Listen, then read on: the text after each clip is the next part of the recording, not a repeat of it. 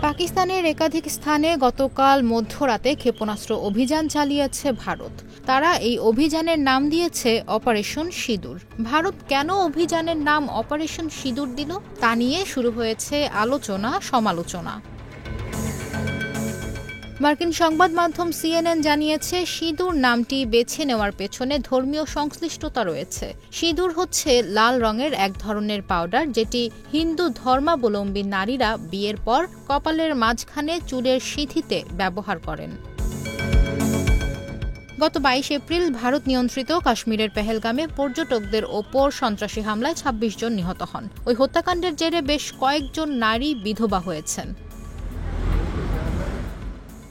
ওই সন্ত্রাসী হামলার পর স্বামীর মরদেহের পাশে স্তব্ধ হয়ে বসে থাকা এক নারীর ছবি সামাজিক যোগাযোগ মাধ্যমে ভাইরাল হয়। ছবিটি হামলায় শিকারদের বেদনার্ত হৃদয়ের প্রতীক হয়ে ওঠে। পেহেলগামে সন্ত্রাসী হামলার জেরেই ভারত ও পাকিস্তানের মধ্যে উত্তেজনা তুঙ্গে ওঠে। প্রায় প্রতিদিনই সীমান্তে গুলি ছোড়ে দুই পক্ষ। চলমান এই উত্তেজনার মধ্যেই গতকাল মঙ্গলবার মধ্যরাতে পাকিস্তানে ক্ষেপণাস্ত্র হামলা চালালো ভারত।